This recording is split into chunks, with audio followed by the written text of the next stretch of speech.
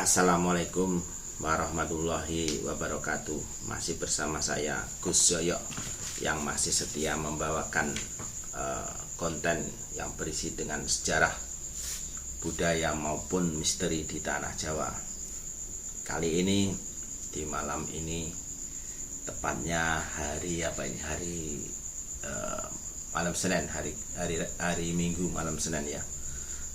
Kita akan membahas masalah doa. Kemarin banyak yang messenger saya itu menanyakan tentang Gus, saya sudah berdoa kok saya tidak dikabulkan oleh Tuhan. Gus, saya sudah sholat, saya sudah puasa, kok hajat saya belum dikabulkan oleh Tuhan. Gus, saya sudah semua kebaikan sudah saya lakukan, saya sudah sedekah, sholat dan sebagainya, tapi kok masih saja doa saya belum dikabulkan. Nah, ini memang untuk pembahasan yang satu ini memang sangat menarik, karena doa itu kalau kita tidak paham, kita akan menilainya, memberikan penilaian sama doa itu sesuatu yang sangat mustahil ya, seperti itu. Kayak Tuhan itu kok tidak tahu kita masalah kita, kayak Tuhan itu kok diam saja, kok tidak mengabulkan doa kita, tidak kasihan sama kita, kok Tuhan itu kok gini dan sebagainya, seperti itu ya. Itu saya harap itu agak dihilangkan ya kalau kita pembahasannya doa. Karena ini penjelasan doa. Pengertian doa yang pertama kita harus tahu, doa itu adalah permohonan ya, permohonan seorang hamba kepada sang Robnya ya.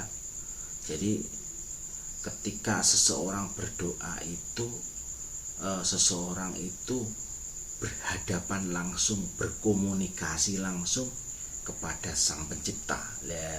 Ini maka dari itu jangan main-main sama berdoa.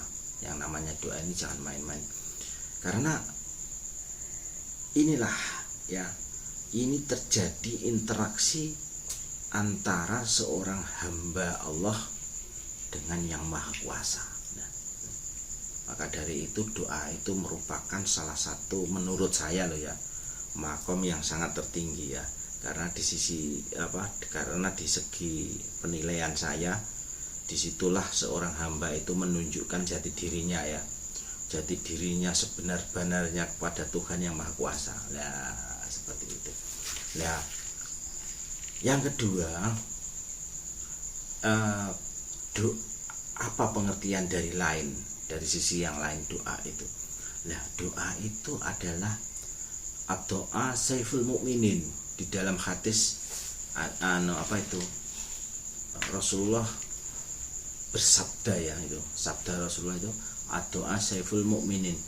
Doa itu adalah senjatanya orang muslim. Jadi ketika kita berdoa, itulah senjata kita. Senjata untuk apa? Senjata untuk memberantas kemiskinan, senjata untuk memberantas takdir yang sudah ditentukan ya.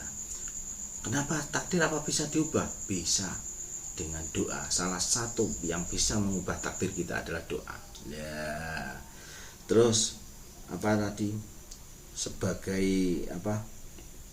doa itu sebagai senjatanya ketika kita sudah lemah, dizolimi ya, itu senjatanya. Makanya orang ketika dizolimi ya, itu doanya mustajabah, tidak pernah terbatas. Tidak ada malaikat ataupun siapapun yang bisa menghalangi doa-doa orang yang terzolimi ya. Doanya mustajab. Maka dari itu jangan main-main sama orang yang dizolimi ya.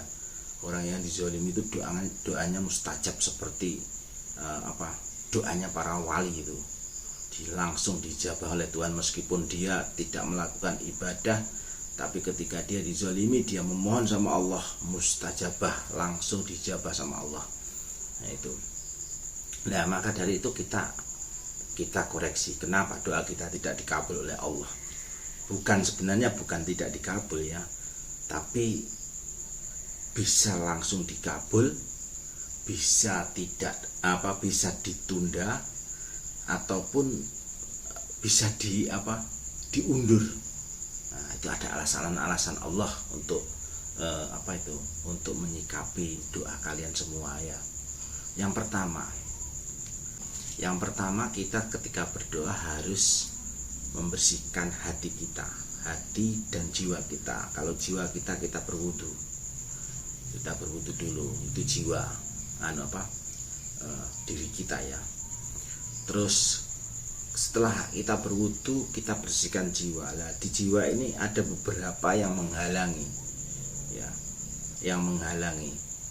mungkin ketika kita mendapatkan harta itu yang kita makan itu haram, jadi menjadi daging, menjadi pakaian, menjadi darah. Nah, itu mengalir di dalam diri kita. Nah, ketika kita berdoa, ada darah kita yang teraliri harta yang haram, doa kita akan ditolak oleh Allah Subhanahu wa taala. Nah, seperti itu. Yang kedua, setelah kita membersihkan hati, kita introspeksi, jangan kita nunjuk Allah kok tidak ngabulkan, Tuhan kita kok tidak ngabulkan, gimana ini. Kita langsung nunjuk aja ke diri kita, langsung ke diri kita aja, koreksi diri. Yang pertama, pernahkah kita mendolimi Allah, syirik kepada Allah? Pernahkah kita meninggalkan ibadah kepada Allah? Pernahkah kita durhaka kepada kedua orang tua kita? Pernahkah kita meminum khamar? Pernahkah kita melakukan zina? Pernahkah kita memakan harta riba? Pernahkah kita melakukan perjudian? Pernahkah kita menghardik anak yatim? Pernahkah kita memutuskan silaturahmi? Pernahkah kita memutuskan silaturahmi, menggibah, membicarakan keburukan orang lain? Pernahkah kita lakukan suatu perbuatan yang bertentangan dengan agama, perbuatan yang dilarang oleh Allah? Itu kita introspeksi dulu, satu persatu. Setelah kita introspeksi, pasti di salah satu itu kenapa doa kita tidak dikabulkan. Mungkin dari salah satu yang saya sebutkan tadi ya, zina, meninggalkan sholat, syirik kepada Allah, mabuk-mabukan, berjudi, memutuskan silaturahmi, menghardik anak yatim ya, terus ghibah dan lain-lainnya ya. Terus disitulah alasan doa kita ditolak oleh Allah Subhanahu wa taala. Maka dari itu kita bersihkan satu persatu, jreng, kita bersihkan, kita bertobat dulu sama Allah, kita sholat tobat dulu, kita minta ampun ya. Tidak ada manusia yang tidak luput dari dosa, semua manusia insya Allah punya dosa. Maka dari itu kita minta ampun ya. Cirinya Allah itu senang kepada hamba-hambanya yang senantiasa mengakui kesalahannya. Tapi Allah itu marah kalau hamba-hambanya itu menyombongkan dirinya. Allah aku tidak salah, Allah aku tidak dosa. Nah di situ itu Allah malah marah. Tapi ketika kita menyadari bahwa ya Allah aku salah, ya Allah memang tidak benar ini, ya Allah ini memang zalim, ya Allah ini memang aku tidak pernah seperti ini, ya Rob ampuni aku. Nah, di situ senang Tuhan kita ya. Yang kedua seperti itu. Dan yang ketiga, setelah kita membersihkan hati dan jiwa, kita juga harus berdoa itu jangan sampai berdoa untuk kita sendiri. Nah ini yang biasanya yang menjadi masalah. Misalkan, ya Rob, saya minta rezeki ya Rob, berikanlah rezeki yang banyak ya Rob. Itu 85% kosong. Doa kita tidak akan dikabul oleh Allah. Nah, caranya gimana Gus? Lah ada caranya kita memohon, ya sama, kita memohon rezeki, tapi ada embel-embelnya untuk bermanfaat untuk orang lain.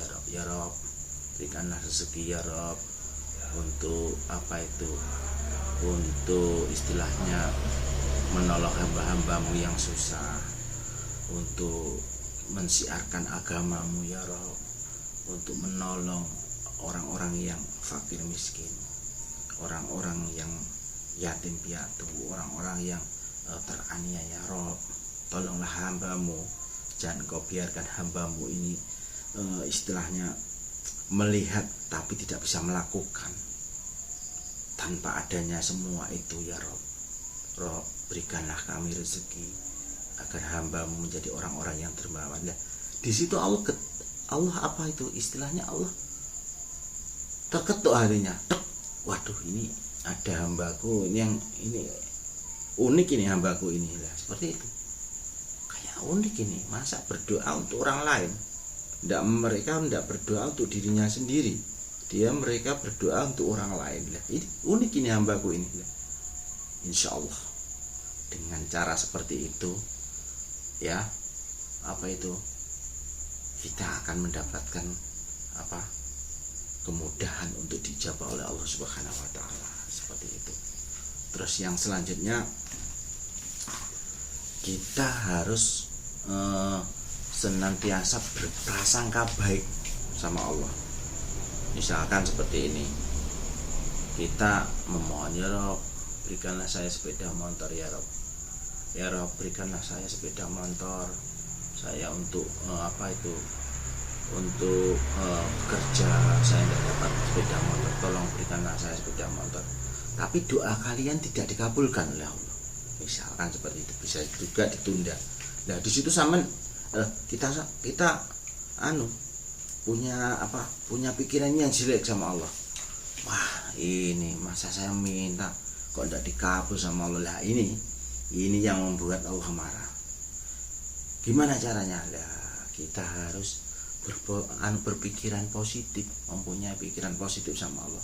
Mungkin saya tidak dikabul hari ini, Allah punya tujuan, mau mengganti dengan mobil, seperti itu.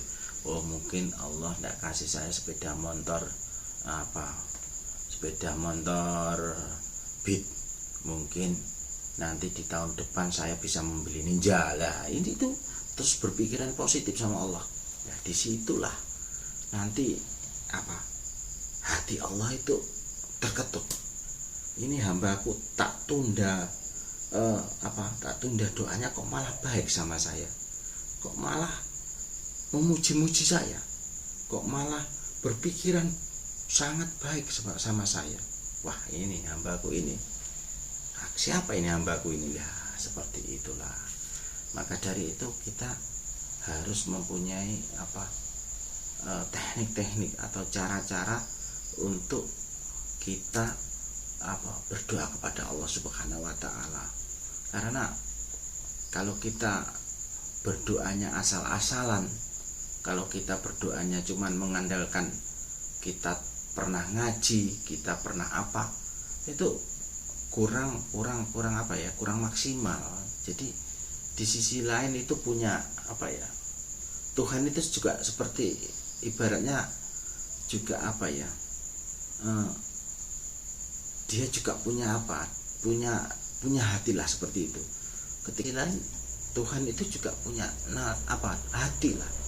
Hatinya ketika seorang hamba diberikan sesuatu ketika seorang hamba diberikan sesuatu keburukan, tapi hambanya tetap bersyukur, tetap memuji Tuhannya, tetap berprasangka baik sama Tuhannya. Ya disitulah keistimewaan dari seorang hambanya. Mungkin cukup sekian nanti dilanjutkan di sesi berikutnya, lebih seru lagi. Jangan lupa tonton di channel Tulung Jagat channel ya. Jangan lupa di subscribe, like, dan komen ya. Saya akhiri, akhirul kalam, wabillahi taufik wal hidayah. Wassalamualaikum warahmatullahi wabarakatuh. Salam rahayu, rahayu, rahayu.